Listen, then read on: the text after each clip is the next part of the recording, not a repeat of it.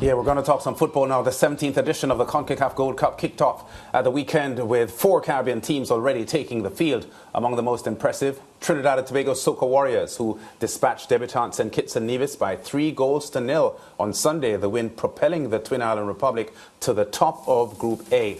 Alvin Jones in the 43rd substituted Johnny Fortune in the 65th, and Jamil Ible own goal did the trick for the Soca Warriors. Here's head coach Angus Eve, who was encouraged by his team's effort.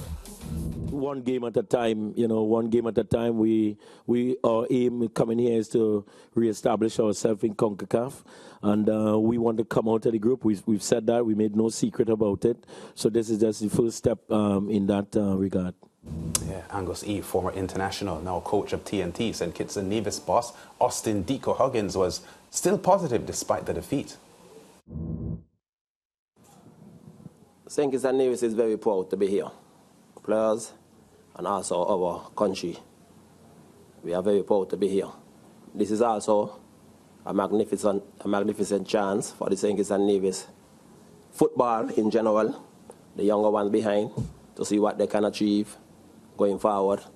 And we are always impressing upon these guys we have now that they should be good role model for the guys coming behind. So this tournament should be a very good measuring stick also a way for our players at home, the younger ones coming, to be motivated and want to be here in this position. They have something to look forward to, knowing that we did it, so they too can aspire to do it in the future. So St. Kitts and Nevis, our future is looking bright. Yeah, Austin Huggins there, the St. Kitts and Nevis coach. Before that, Angus Eve, the TNT coach. Joining us, football correspondent Simon Evans and football reporter Lasana Liebert to review what happened over the weekend. Gentlemen, welcome to the Sports Night Zone. Great to have you on as usual. Can I start with Lasana? Focusing on the words of Coach Angus Eve, it is their intention to re-establish Trinidad and Tobago in CONCACAF football, and a clear aim to get through the first round and advance to the next stage, which means he is planning to dislodge the USA and Jamaica as the group favourites. Your thoughts on the performance and the target that Angus Eve has? I think it's very good that he has set himself that target. I think there's been a feeling that he's been sometimes trying to lower expectations, maybe not always intentionally, but we like to hear that we're playing for 3 points, that we're going to go out there and try to be positive on the front foot. Having said that, we have been ranked about 104th in the world for maybe the last 3 or 4 years, and that's not by accident, really. So we definitely are not favourites. We know that, and really we're hoping that we could be competitive. We're not expecting victories against either Jamaica or the US. Okay, well, the first half of the game was difficult for both teams, I thought, Lasana, with a lot of water on the field. There was difficulty in moving the ball around for both teams, but things got better in the second half. How impressive on a scale of 1 to 10 would you say TNT were? I would say we had somewhere like maybe 6 or 7. I mean, it's a solid performance, not spectacular. At all. I wouldn't go that far. I would say it was a good professional for the most part. But again, it certainly wasn't flawless. There were errors on both sides of the park, really, and we do have to tighten up. Let's just say we can't play like that and pick up points in the remaining 2 games. We still have to improve our performance. Yeah, delightful opening goal coming from Alvin Jones. Simon, let me get you in on this. Your thoughts on the Trinidad and Tobago opener against St. Kitts and Nevis? Yeah, I thought it was a really well-taken goal. Both those 2 goals before the own goal were both really well-taken goals. And I thought St. Kitts and Nevis deserve a lot of credit for the way they went about that first half performance, really, for, I think, the debutants at this level in the CONCACAF Gold Cup. And they came in and looked pretty solid and forced Trinidad to play. It was difficult. There were puddles still on the pitch. It wasn't really the conditions you want for a tournament game. But I thought Trinidad and Tobago kept their shape pretty well, and And in the end, as well, fitness came into it. You could tell that they were players who were used to playing at a higher level, and that paid off in the end. Yeah, I think every time you come into a tournament, it's a 4-team group. You always want to get off to a really good start, and Trinidad and Tobago have done exactly that. In terms of the psyche going forward, how much do you think this 3 points will help Trinidad and Tobago, if any at all? Well, it is tough for them to get out of the group, isn't it? I mean, you know, Lasana can explain much better than I can the decline of Trinidad football over the last few years. But they come into this group and they're not favourites to finish in the top 2.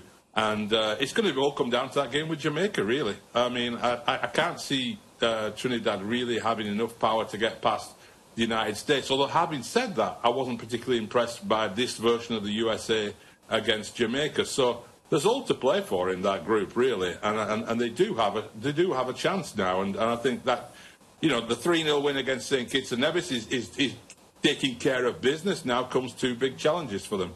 Yeah, Lasana, one of the issues for this Trinidad and Tobago team, and especially under Angus Eve, and maybe because of the tools he's had to work with, maybe because of just his mindset, how he sets up his teams generally, is that the Trinidad and Republic have struggled to score goals, and to get 3 in this opener must be a significant boost. Well, to be honest, we may say so today, we may not say so Wednesday night based on the score that we see when the US play St. Kitts and Nevis, right? For instance, against St. Kitts, we still played with double pivots, you know, two holding midfielders. You know, maybe even then we could have been a bit more aggressive, perhaps.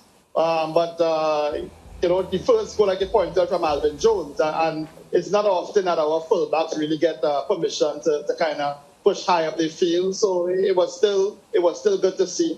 I don't think that we're going to approach the other 2 games like that. So in the end, I'm not sure how much we take away from this game, except for the 3 points and a positive feeling in the dressing room, which counts for something.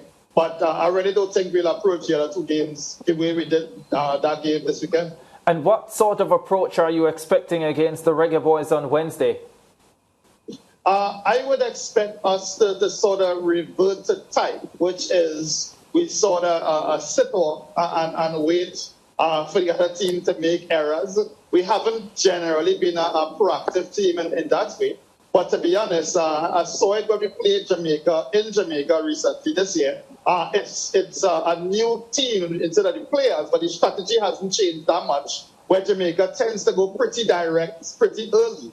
And I think that strategy, to be honest, may sort of play into our hands a bit, because I would expect Trinidad and Tobago to be sort of compact, to drop off and be compact, and hope that the other team is careless with the ball. And Jamaica haven't handled the ball as well as they could. Player for player, the Jamaican team is definitely much stronger than Trinidad and Tobago. But I'll be looking to see how the 2 teams line up strategically. And I think that the way Jamaica has played, Angus would probably enjoy it, to be honest. Yeah, and Lasana, I would suspect Levi Garcia and Kevin Molino are the most accomplished attacking players in the TNT lineup. Neither of them scored on Sunday, but we expect that against the bigger teams they will come to the fore. Having said that, I felt nervous every time Molino was tackled on Sunday because of his well-documented knee problems, and I think he has had 2 or 3 surgeries in the last 5 years. Especially in the wet conditions when, you know, players were just sliding all over the place. So I was a little nervous for Molino. How do you feel about him going into the tougher USA-Jamaica games and the sort of quality he may offer along with Garcia up front for them? To be honest, I struggle to remember Kevin Molino playing 90 minutes with Trinidad and Tobago under Angus Eve. Now, he's missed a lot of football, granted. He missed essentially the entire Nations League. But even at the last Gold Cup, he didn't start every game, and he barely finished games. And I think Angus's game is really transition, speed, athleticism, which isn't really Molino's strength. And Levi certainly is. So he's going to be thinking against St. Kitts. Levi started as a 9. For the second half, he played as an inverted winger. I could see Angus definitely hoping that Levi, carries a threat in the other two games because that'll be our best chance of scoring goals. Molino, he has more use for his experience and for the respect he has within the team. I've not seen the game really being centered around Molino just yet. I'm not sure how impactful he'll be on the ball, even though he's impactful within the dressing room. Yeah. All right, Lasana, we're going to leave it there. Thanks for talking to us. Simon will stay with us as we continue our discussion after the break on CONCACAF Gold Cup football with closer attention on the USA-Jamaica game. That's the other Group A game that was played over the weekend. And, of course, Haiti also had a weekend victory as well in the CONCACAF Gold Cup. Back after this.